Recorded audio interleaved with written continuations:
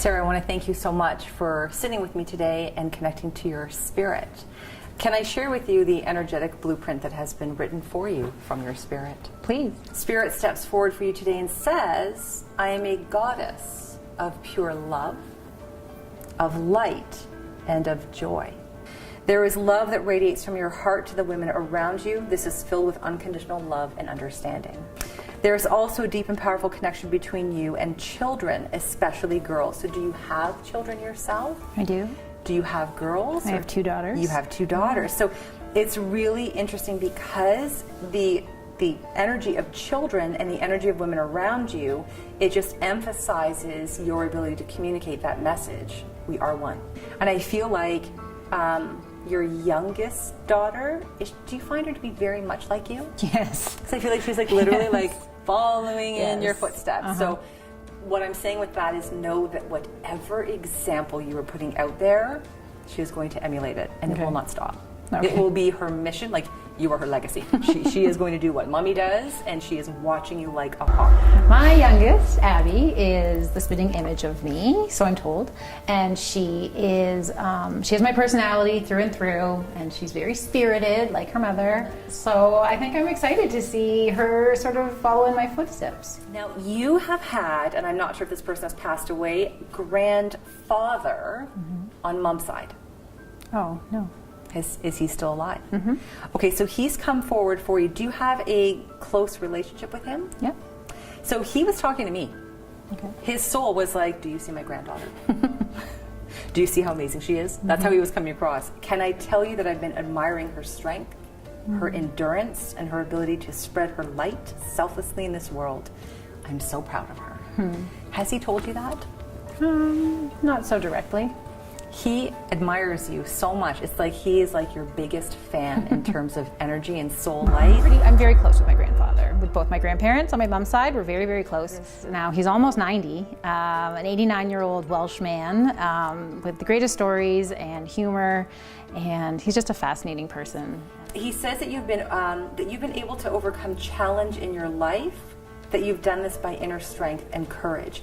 Now, he was making reference to an illness or a surgery. Was there a time in your life where there was something, he was relating to the mind-body connection. So did something happen in your life that was a trigger to what you're doing today?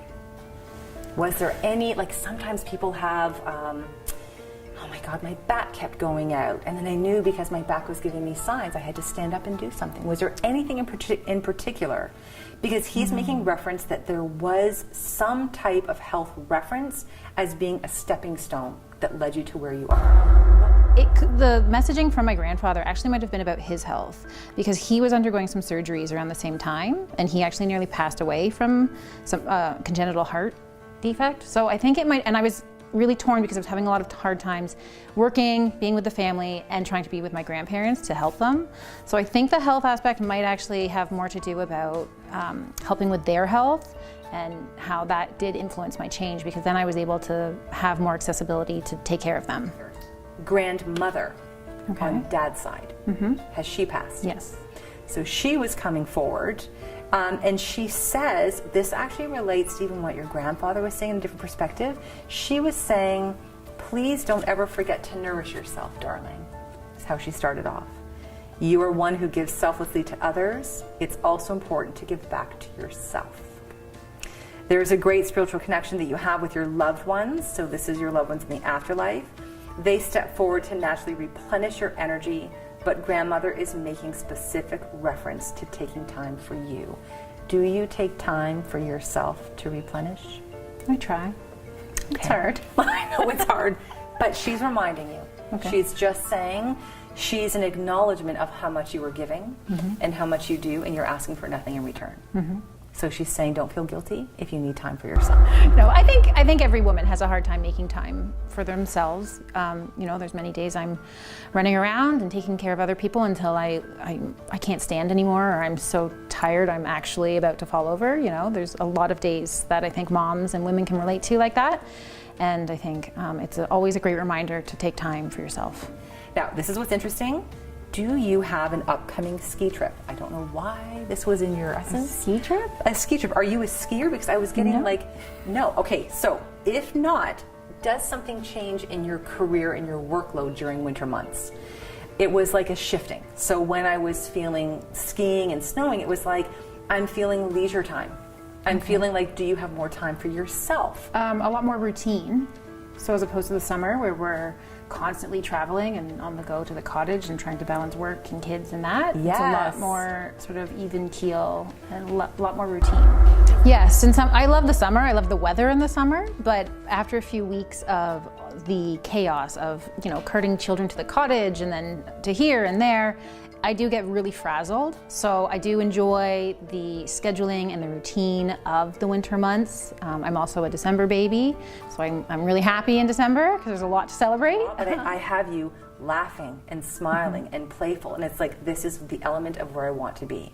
So if everything is a little bit more routine, then maybe that's how she's showing it. She's just making reference that things change in the wintertime. Okay. Grandmother is referencing your vision and clarity of your ideas. She's asking for you to keep dreaming your dreams, not your nighttime dreams, but your lifetime dreams, and to know that you are just getting started for a wonderful career ahead for yourself. Yes, in terms of career, I think, yes, I am just getting started. It's great to have that reinforcement, though, because there's always self-doubt, so it's really great to hear it, just to keep that motivation and to keep you going. Grandmother offers you symbolic butterflies, and she says, spread your beautiful wings.